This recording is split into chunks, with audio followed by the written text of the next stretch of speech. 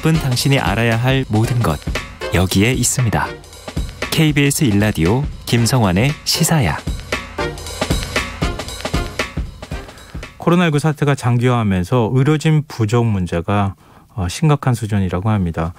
보건의료노조는 이제 더는 버티기가 힘들다며 다음 달 2일 전면 총파업 투쟁에 돌입한다 이렇게 밝힌 상황인데요.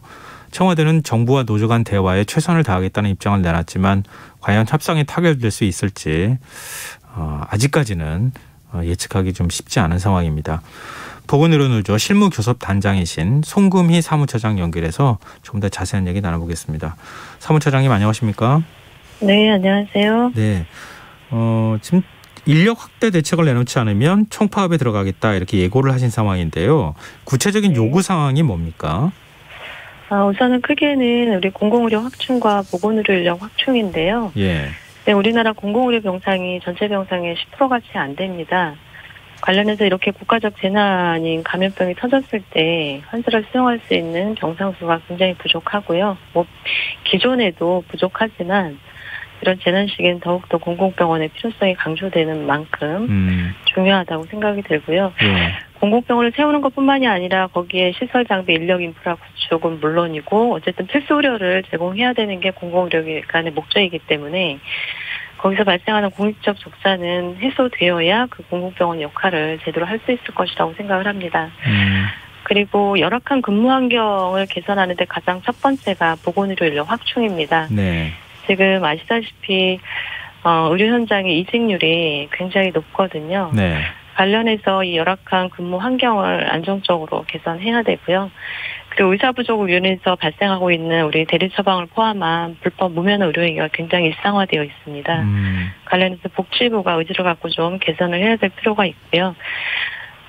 의대 정원 확대를 통해서 부족한 의사 인력을 확충하고 공공의대를 설립해서 지역의 의료 불균형을 바로 잡아야 될 것이고요. 그리고 의료기관 내 이제 어쨌든 생명 안전을 다루는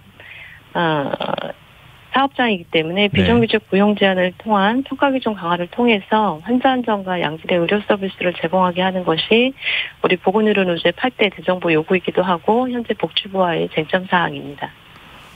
지금 이게 한꺼번에 풀기에는 너무나 많은 얘기들이 있는 상황 아닐까 싶은데요. 네. 지금 의료 현장 인력 부족이 얼마나 심각한 상황입니까? 저희 보건의료노조가 매년 거의 7만 조합원을 대상으로 올해는 8만이지만 실태 조사를 실시하고 있는데요. 매년 80%가 넘는 조합원들이 평소에 또 고질적인 인력 부족을 느끼고 있고 그로 인해서 노동 강도가 강해지고 있다고 호소하고 있습니다. 그래서 5명 중 4명은 이직을 고려하고 있다고 실제 답변을 했고요. 실제 입사 후에 1년 내 사직하는 우리 신규 간호사는 2명 중 1명꼴로 사직한다고 보면 될 것 같습니다. 지금 이제 방역 현장에서 방호복 근무 규정 시간이나 휴식 시간조차 제대로 지켜지고 있지 않다. 이런 이제 호소하는 목소리가 나오는데요. 실제 실태가 어떻습니까? 사실 24시간 환자 곁을 지키는 인력이 간호사인데요. 실제 휴게 시간 처음에는 이제 방호복을 입고 근무하는 것 자체가 너무 힘들기 때문에 2시간 방호복을 입고 일하고 2시간 휴게 시간을 갖고 이런 지침이 있었어요. 근데 워낙 인력이 부족하다 보니까 거의 4시간 이상을 방호복을 그대로 입고 일하게 되는 경우가 허다했죠. 그리고 중환자를 보는 이제 병원 전담병원 같은 경우에는 주유조차도 제대로 보장받지 못하는 경우도 꽤 있었고요.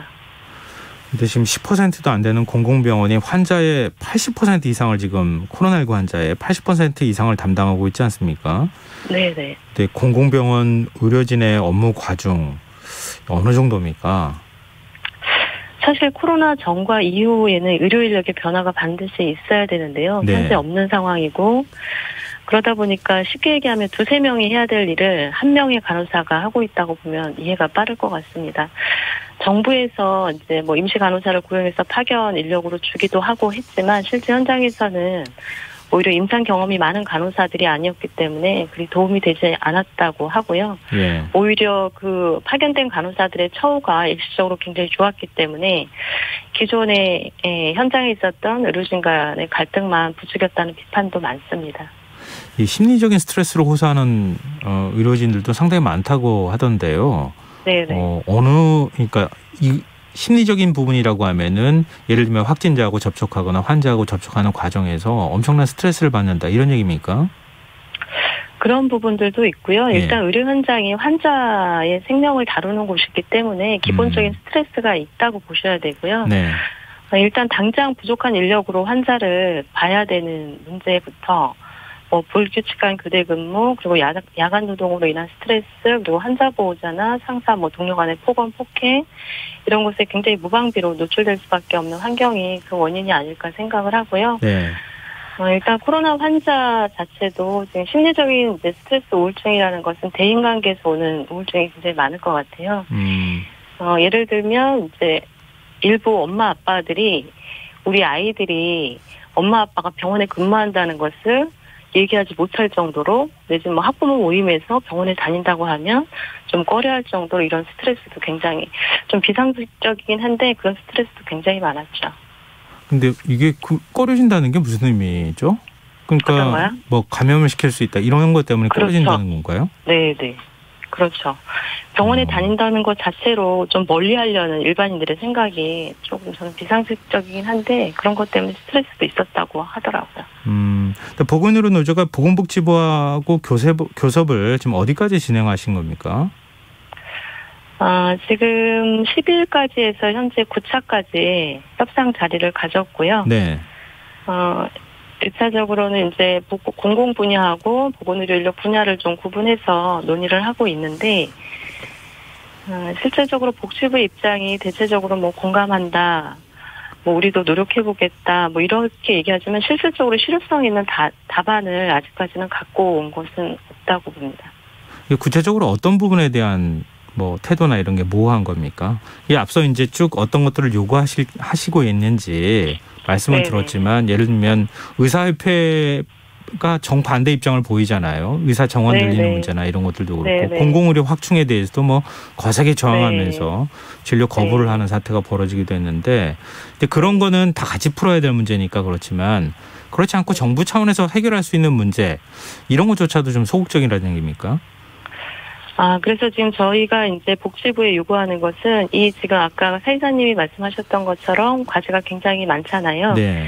그래서 단기적으로 해결할 수 있는 것이 있고 중장기적으로 가져가야 될 문제가 저희도 있다고 판단을 합니다.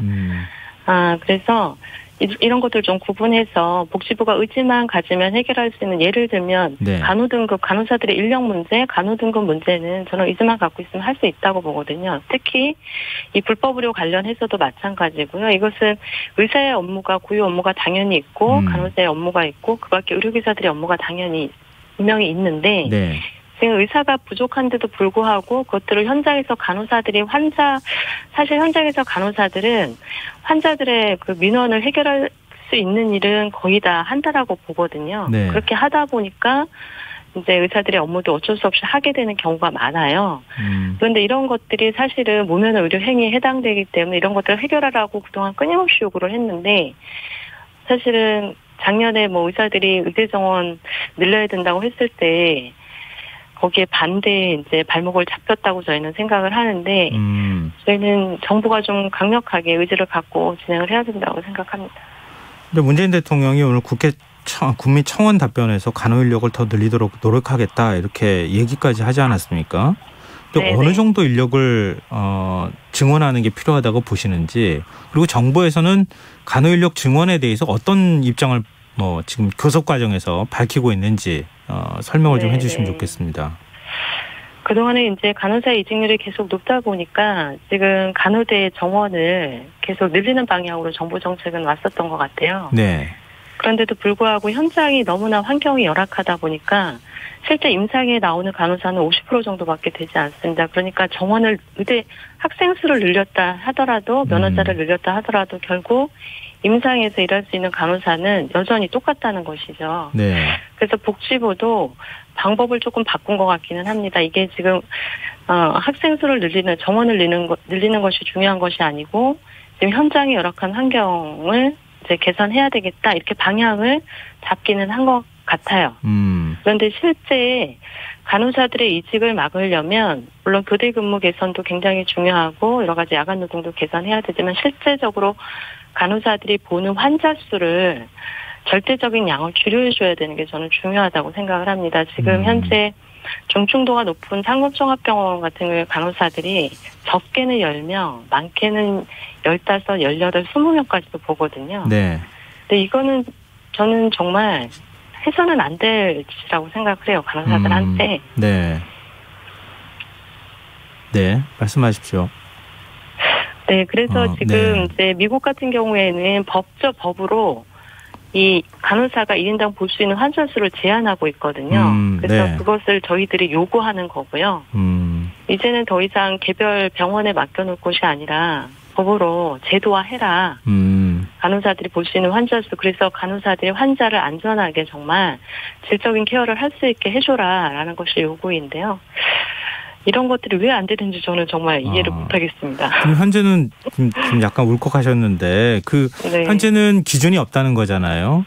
그러면은 기준이 있기는 있어요. 아, 있어요? 네, 간호 등급이라 그래서 네. 이것이 과거에 90년대에 98년인가 99년인가 정확하게 기억이 안 나는데 네. 그 병상 가동률 68%를 기준으로 설계를 했다고 하더라고요. 네. 이게 간호사 1인당 전체 병상수 기준으로 전체 간호사 수를 나눠가지고 계산하는 방법인데 병상 가동률이 현재는 거의 80% 이상 되거든요. 네. 그러니까 과거의 기준 68%로 설계했던 기준이 현재는 안 맞는 거죠. 그러면은 그래서 오히려 간호사들이 너무 힘든 거죠. 몇 명이 적정하다고 보십니까? 현장에서는 1대5로 부르게 해달라고 요구하고 있습니다. 아, 간호사 사실은. 1명이 환자 5명을 네. 볼 수 있도록 해달라. 네, 네. 근데 이건 병원 쪽에서도 반대할 가능성도 있고 좀 병원 쪽 그래서 의견은 들으셨습니까?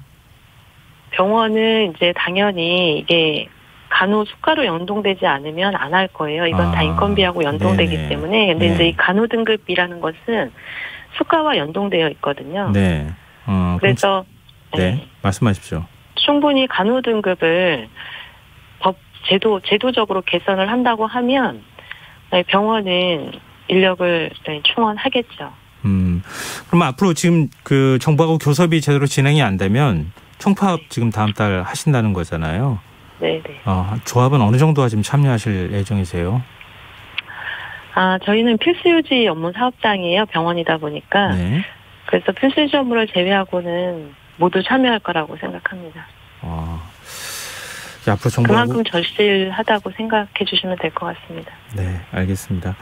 정부하고 교섭을 정부 쪽에서도 지금 해결할 의지가 전혀 없는 건 아니니까요. 좀 전향적인 태도가 네네. 필요할 것 같고 보건의료 노조에서도 마지막 총파업 돌입하기 전까지라도 최선을 다해서 교섭을 좀 진행해 주셨으면 좋겠습니다. 오늘 네네. 말씀 고맙습니다. 네, 감사합니다. 네, 지금까지 보건의료 노조 송금희 사무처장이었습니다.